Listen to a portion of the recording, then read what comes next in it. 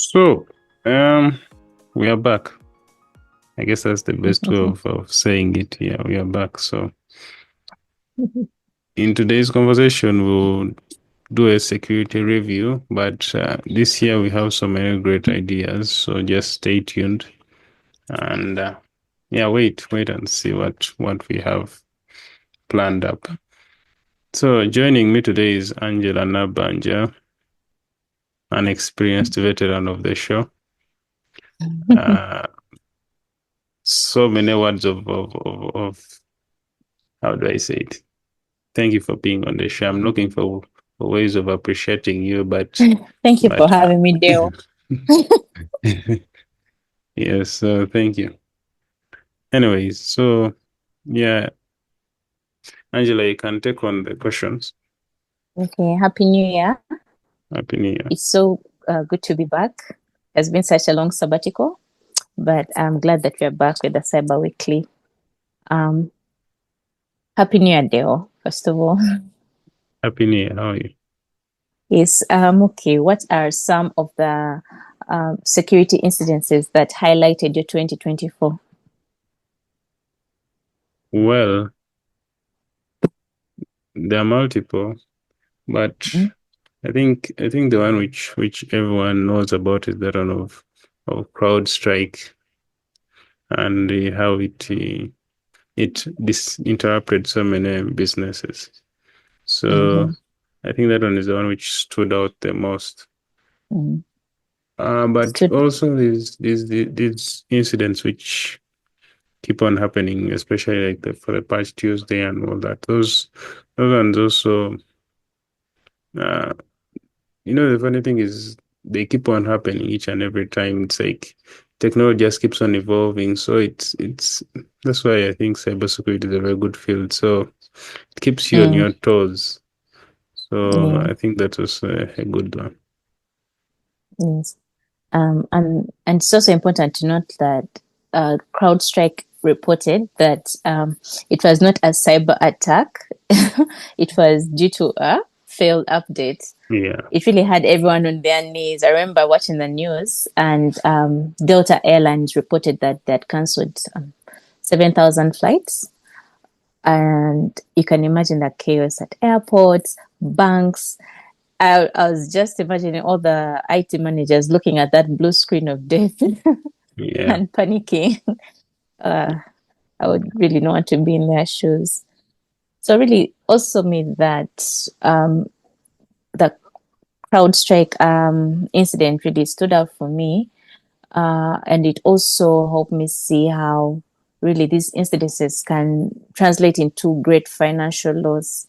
Sometimes you can explain risk to people and then it doesn't really register until they know the amount of money that can be lost because of downtime, because imagine if they cancel 7,000 flights, how much money is that?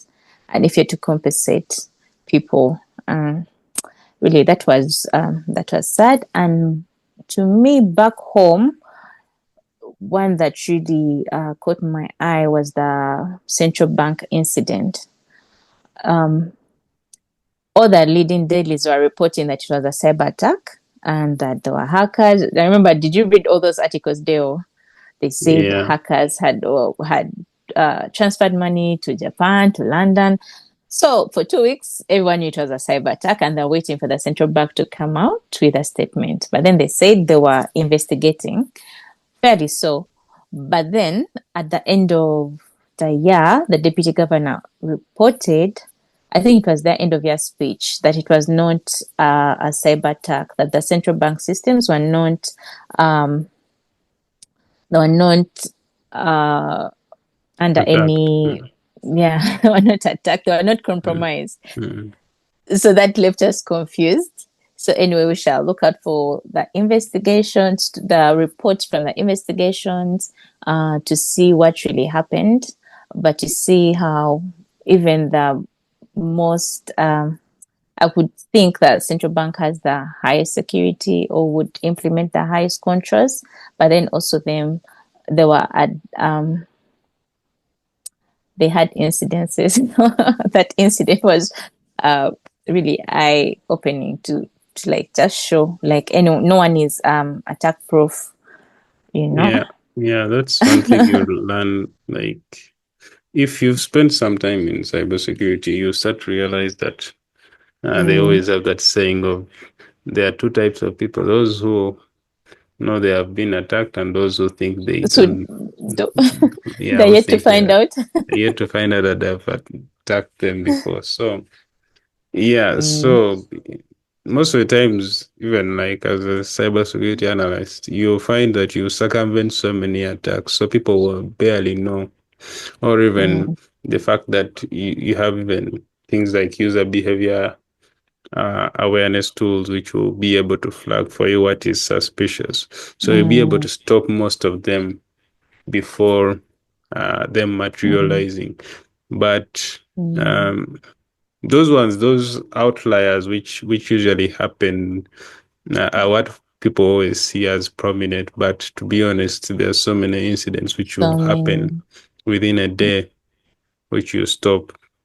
Some will be small, some will be big, but all in all, uh, Mm, that's that's basically it. So you get to realize that there is no perfect system. So there's no perfect yeah, system. that's also Mm, kind of humbling. So you have to go back to the roots and then figure out what is not working or continuously improving a system. So yeah. mm. Right. And how we're looking at how also regulatory changes and updates like the General Data Protection Regulation and which is the GDPR and the CCPA, which is the California Consumer Privacy Act, how they have reshaped cybersecurity um, and the way that data is collected from customers. You find that so many apps now really notify consumers on the kind of data they are collecting. They have they've given consumers more power to select if you don't want your data to be collected or you don't want to be tracked for advertisement, you can decline. So it has increased. These regulations have increased. Organizations have increased implementation of stronger security measures like encryption and data minimization, and then they've also led privacy by design and default, that you can't expose people's data.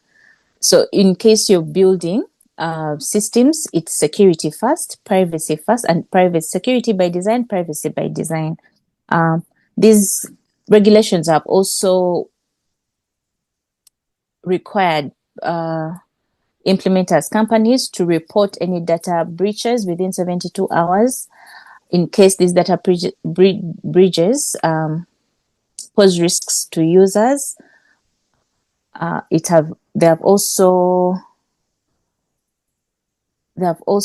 implemented greater heavier penalties for non-compliance. So the GDPR fines can go up to 20 million pounds or 4% of the global annual revenue of a company. Wow. So yes, in case you see such risks involved, you really have to comply and implement the strongest measures to safeguard. And the CCPA imposes fines of approximately $2,500 per unintentional violation that's reported. So you find that there's enhanced consumer rights protection. Uh, Companies have to request access, deletion, and correction of data, and they also the right to be forgotten. Forces companies to erase data upon request. I think that is So, a key one you've highlighted towards the end, the right to be forgotten. mm, The aspect that you've deleted your Facebook profile, but still it still exists up to now. I think But Meta still is one see, of yes, the companies which has been help, fined the most culprits. because of such things. So yeah. Yes, the right to be forgotten. Also, adaptation of the zero trust and stronger authentication to minimize data collection and tighten access controls. Multi-factor authentication and zero trust security models have gained traction because of these regulations. So basically, that's it with the regulation updates. And Dale, would you tell us what are the expected trends and attack vectors that have caught organizations off guard from 2024 and your predictions into 2025? My prediction would be we should still be having new vulnerabilities as expected, especially for tools which deal with mostly the network itself. So we are looking at vendors who work specifically on, should I say, monitoring the environment which people usually use. So it would be a very good place for hackers to use. And one which is still showing up a lot is the fact that most of the people are using SaaS applications, software as a service. And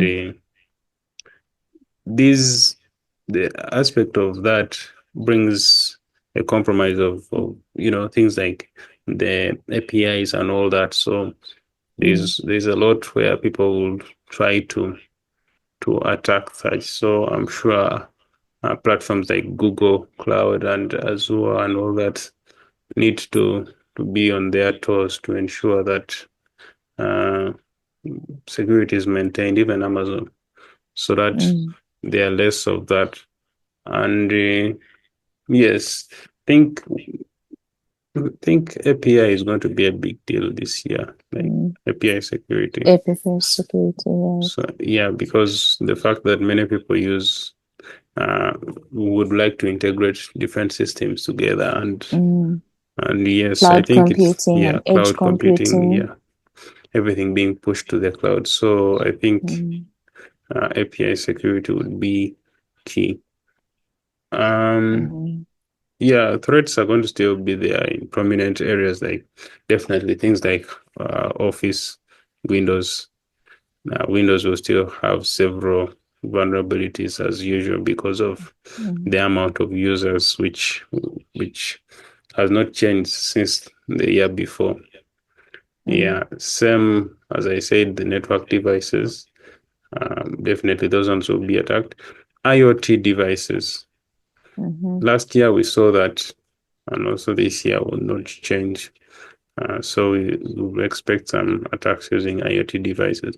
Most people are talking of the best option is isolating the IoT devices network from the actual Main network yes. you usually use, because yes. because most of the times you find like even their firmware is not usually frequently updated like the rest of the other things. So it usually brings about the fact that it Even will the be like a computation backdoor. capacity. Yeah. It's not enough for you to install so many security Yeah.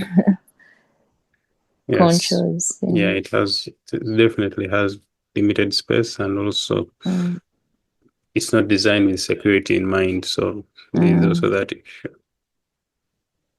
That's true.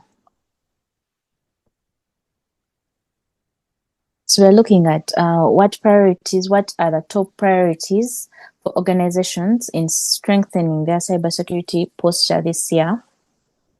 So like you said, enhancing cloud and API security is key. We're looking at incidences where there have been misconfigurations. Yeah, that's Everything a is up very and big one. running. As Everything's long up as and it running, but works, things, people don't mind yeah, about. yeah. Then you Yeah. find that the firewalls are not properly configured, so you you kind of caught off guard. Also securing APIs and gateways, authentication, real-time monitoring for any instances and data leaks. For to secure using artificial intelligence and machine learning systems, like you said, that you deploy behavioral monitoring systems that can detect these attacks even before they Use a materialize. behavior analysis. Yes, before they materialize, so that you're not really firefighting as much. So implementation of the zero trust architecture to ensure continuous authentication and to restrict access based on risk management. Because like we saw last year with the GitHub hacks, where they were targeting high privileged accounts. So sometimes not everyone deserves to, not sometimes, I know in implementation in organizations, not everyone deserves to have a high privilege account. The more you minimize those, the more you really minimize the attack surface. Yeah, Okay, you the also aspect of least privilege. You're only given what is enough for you to actually do your what work. is enough for, to work. And the fact that the person is the CEO doesn't mean that they have to have access to To many the things. server. Yes. They don't even So know they have those they even rights. don't know They they don't have the even need rights. them. So adopting passwordless authentication and use of biometrics, passkeys, and hardware tokens to eliminate weak passwords, and also implementing multi-factor authentications, addressing multi-factor authentication, but then also educating, training users to to to realize these persistent multi-factor authentication attacks, where like they keep on sending people codes until like you mistakenly, like you can mistakenly authenticate, because I've been sending you like maybe QR codes. I'm Yeah, forgetting the technical term for that. I it's wanted to say alert fatigue, but phishing. I'm not Okay, sure. yeah, it is phishing resistant, Yeah. resistant MFAs. Mm. Yeah, that's it. Okay, so Dale, how can small businesses, which often lack resources, stay ahead of cybersecurity threats this year? Limited budget, but they want proper security. Or I think not even limited. Sometimes there is no budget at all. yeah. Still, maybe the best option would be still leaning towards things like software as a service. So most of the things you can put them and deploy them. The good, easier one is maybe those Google platforms, where you create your Google Workspace and it does most of the work for you without so much a lot of money. Because I'm sure maybe the best option is now maybe the emails, then ensuring that the security of the email is there. Then you dig deeper into the devices themselves, the endpoints. I'm sure that definitely some EDR solutions, endpoint detection and response solutions, which are cheap on the market, And which can also be free. used, and free, which can be used to monitor those networks. Mm, For small businesses, I'm even looking at, you know Firewall, how there is PFSense, which is also a free open source firewall option, which you can use for your network.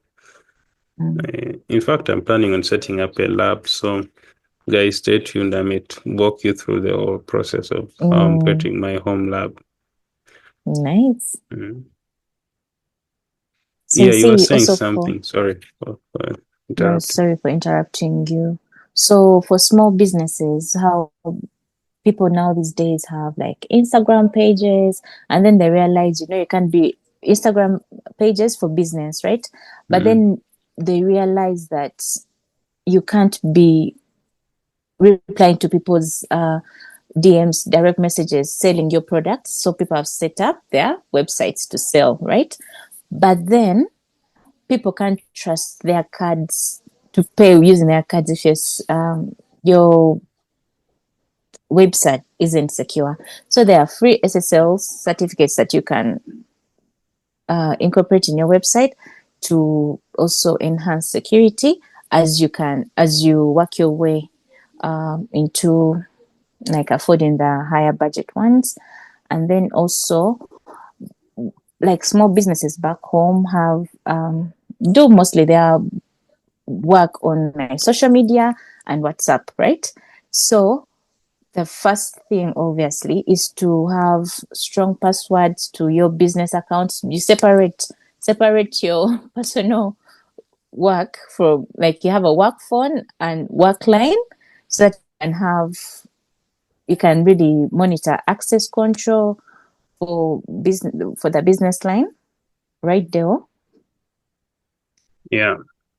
Oh, I thought I'd lost you. I'm thinking of what you're saying. You've Yeah. brought a new dynamic of someone who is starting up a business, and it's all basically purely online, and it's through mostly the social media platforms. How best to secure that? Yes, so training your staff, or even educating yourself, because most of the people are self-employed. So educating yourself on social engineering and training staff, conducting phishing simulations if you can afford that. But yeah, like the internet, you can teach yourself so that you're not caught off guard. So Yeah, I'm that's it with thinking the small businesses of with it a in this. context of home, of like just with the context of what people are doing in Kampala, not even Kampala, like even Nairobi, across Africa. So a lot of business is done on WhatsApp, Instagram, because people, since the pandemic, people cut out fixed costs like rent, and they realize they can do a lot of business online. But then with all this phishing and social engineering, some people have lost money. Yeah. I think what I'm thinking of is, in the Ugandan context, I think the best option is still maintaining the social media platforms.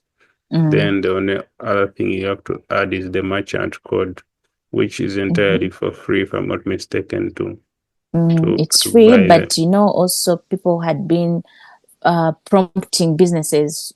Like they send you, what's that, an approval when they initiate. Yes, then they So if reverse the money. Yes. no, okay, there's that part of reversal, but then there's sometimes people can initiate when they know your number. They initiate like a mobile money withdraw. So if you've not trained your customers, they can just approve, and then that money is gone. See? So Yes. there's so many But I think phishing. one of the other options which can help prevent that is having a merchant code. The fact that when you've sent the money to someone with merchant code, I don't think people can reverse the money, can they? No, they can't reverse the money. Yeah. No, I don't think they do. They can't. Then I think I'm looking for ways of preventing it. I'm putting on my analyst hat to think of ways of preventing some of these. And then maybe if you're planning on now doing sales on a website. I don't think is that effective. Reason being is you have to think about the security, everything is on your head. So I wouldn't recommend that. Reason being is you don't have the time to focus also on the security part of it.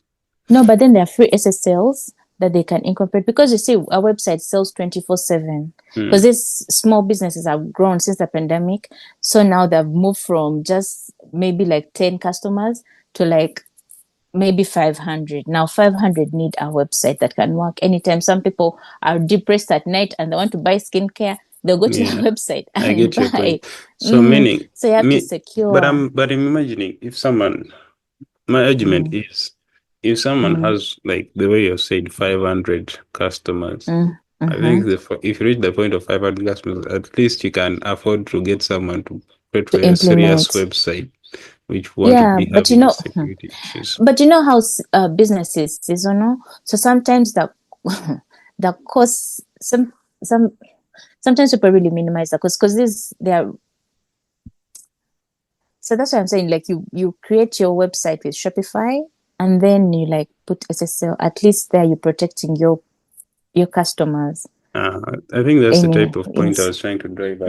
Now, if you get like Yeah. something from Shopify, but the problem is, me, I didn't want to go deep into Shopify because I was thinking of the local market where most of the Joe, I'm people telling you, end those up people are using Shopify. in People are Uganda. using Shopify for their businesses. Yes, I'm telling you, That's interesting. I didn't Instagram know. shops. I didn't know that.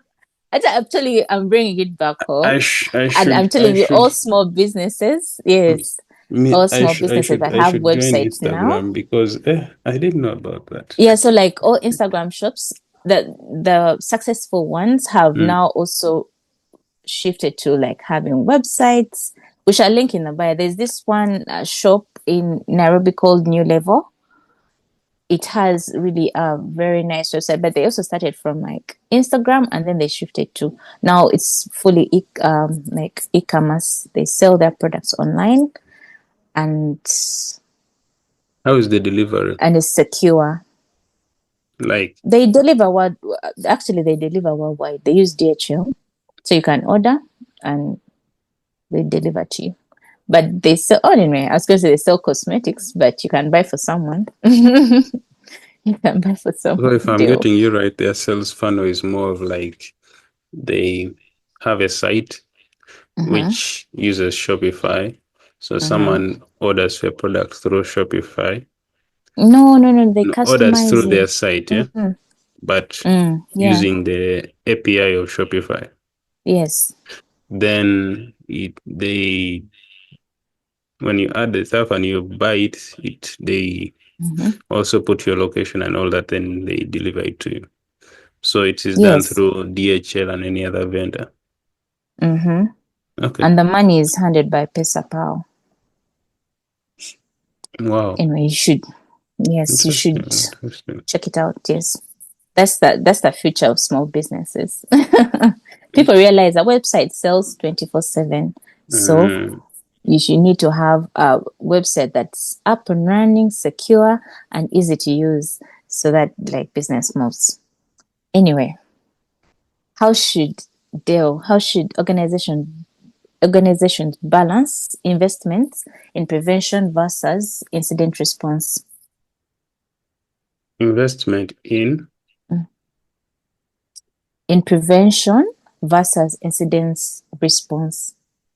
I think all that boils down into getting the right tools and also getting the right people Mm-hmm.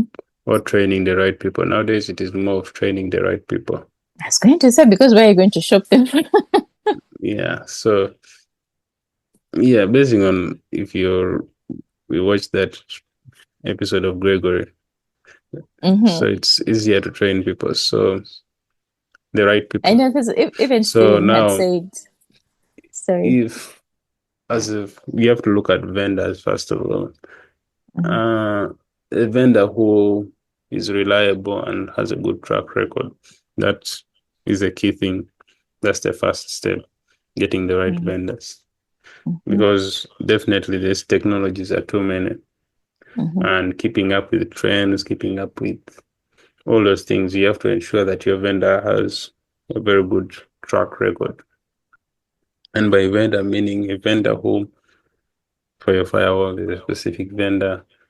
For your EDR solution, NDR, whatever, email, your cloud, whatever. So depending on the type of setup you have, from your DLPs, whatever the solution is, getting the right vendor for it is critical. Then the people. The people is now the challenging part. Is most of the people you find that the training is not as good as you would expect. And definitely some courses now, if you talk of security plus, it's like $200, $300. And most people usually have issues with affording. So you would require someone who at least has a little bit of experience in working with some of these solutions. That is why most of the times you find someone transitioning from one, in Ugandan context, it's one bank to the other because they already know a solution from the other side, and it's easier for them to transition from one to the other, or from one business to the other because it's they have a deeper understanding of how technologies work. But if you are starting from the ground up, meaning you have to train this person, so meaning there should be heavy investment into training and ensuring that this training is also effective. And also having a test environment is also key, where if there's an issue, you can easily check out things. You can't be playing around with production environment where business is What being was it? done. Hot So, patching. so yes, so all those things need to be put into consideration. I remember when we talked to Stephen. He talked of INE. It's a good platforms for someone to go there and learn things. TryHack is also a very good one because now like a good. How I wish most people realize that most of the businesses do not require someone who is attacking penetration testing, hacking. However, people think those are the interesting things. So most of the times people lean towards that. But under normal circumstances, you would require someone who will go there, read logs, monitor events, notice where things are not going well, and stop them. Under normal circumstances, that is what, on a daily basis, an organization would require, compared to this thing of, attacking back and forth.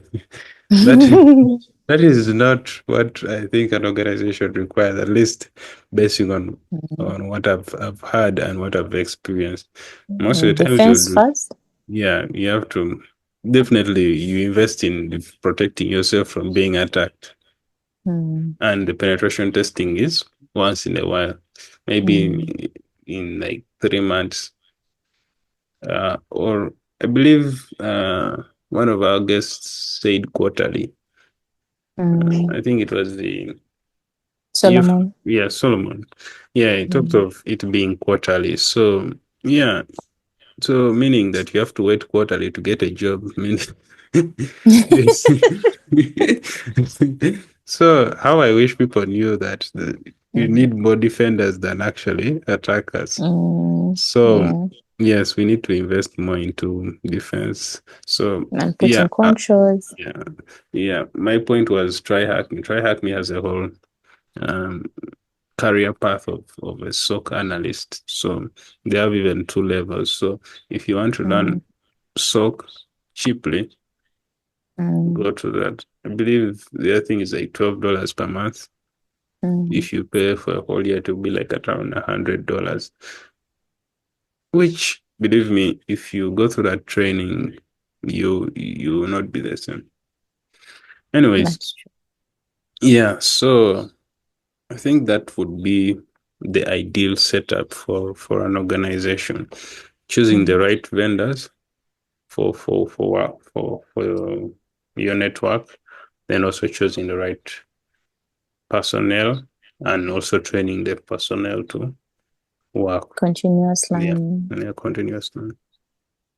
And what advice? Okay, they were still talking. No, it's okay. No, you can finish. No, I wanted to You forget it. preempt you had something you wanted to say before. It's okay, you can preempt. No, at least I think it has got lost. Therefore, you need to take your supplements. Okay. uh, And the advice you'd give to people individuals looking to improve their personal cybersecurity? And the one I started with initially was having an antivirus on my phone.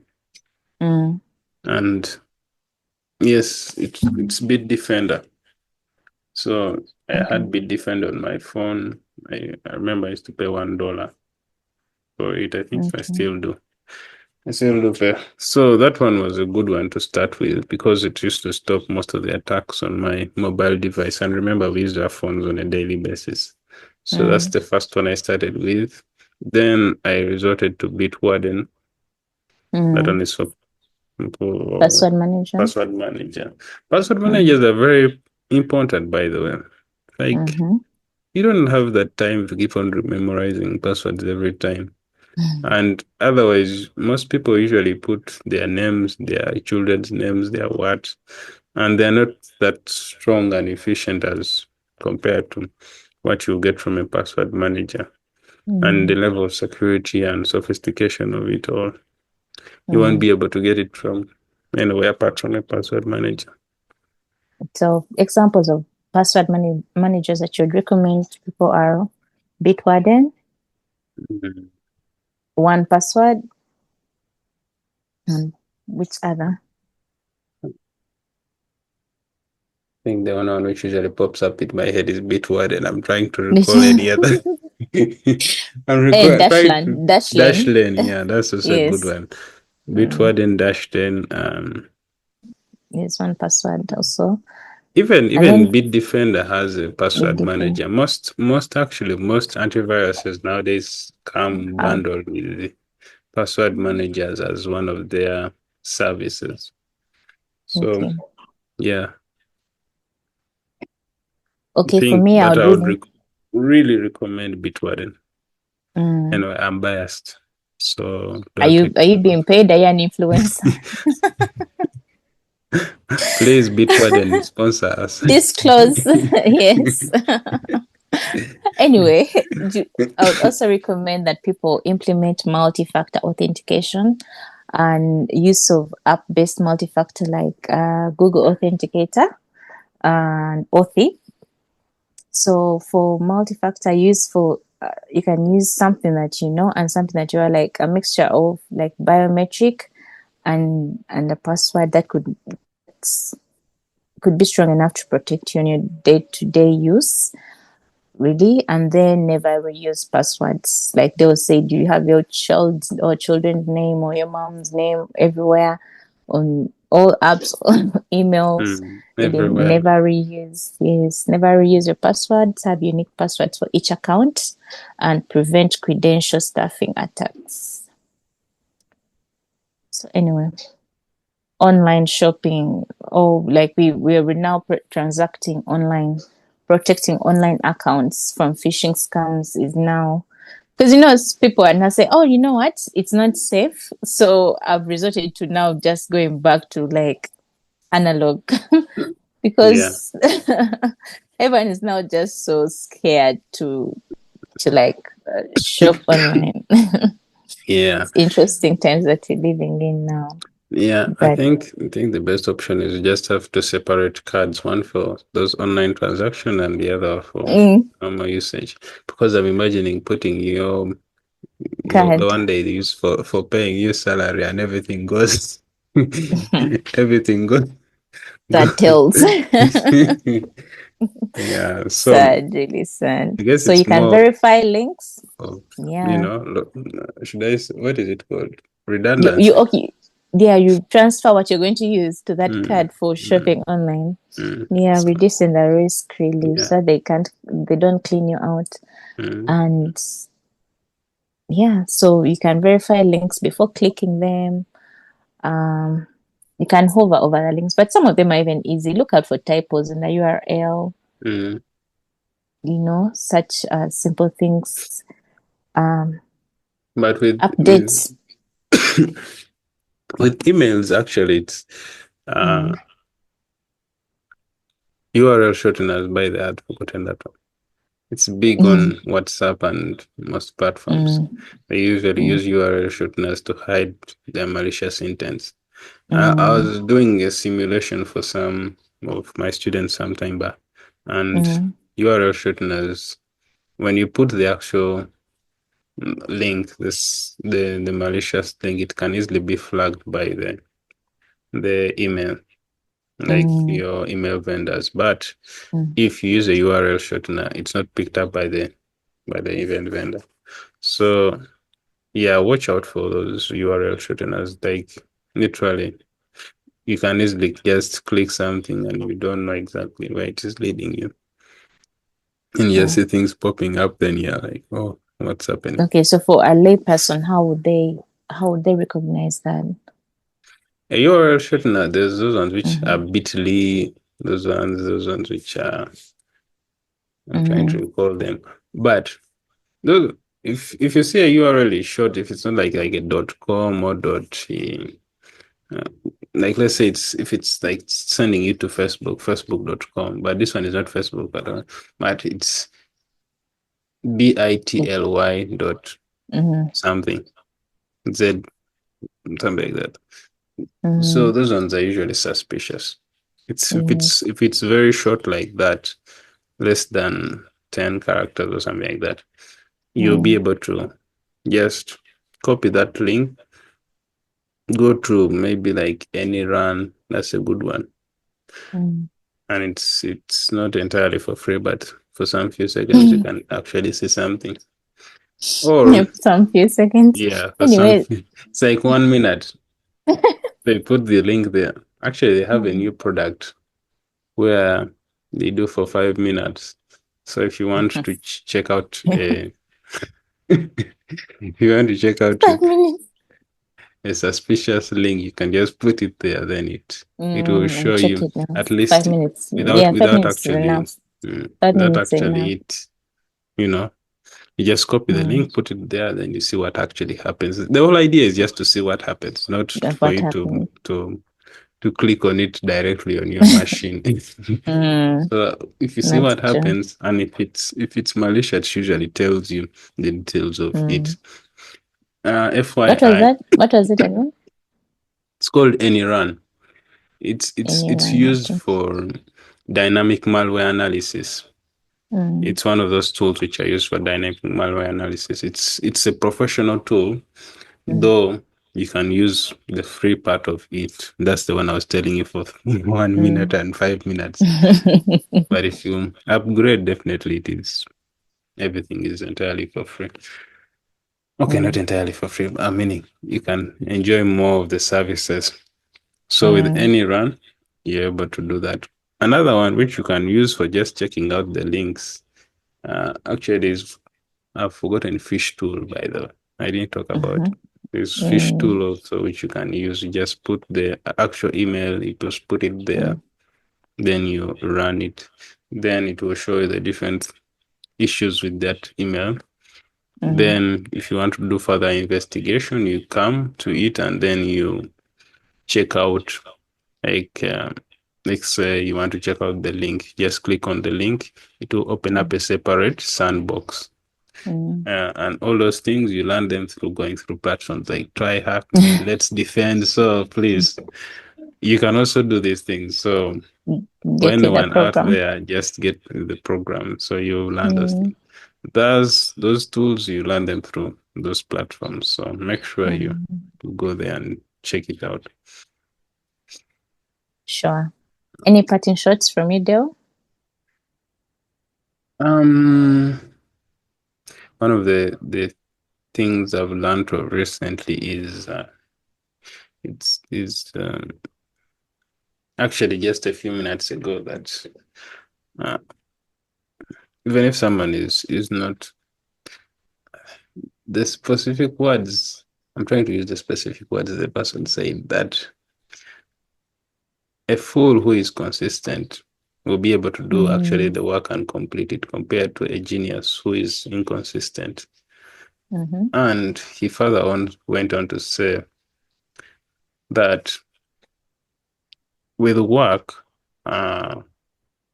it requires you to consistently actually go through it and then do things. But if actually, he said that it's easier in this generation for you to actually succeed, but it's also very easy for you to also get distracted. Mm-hmm.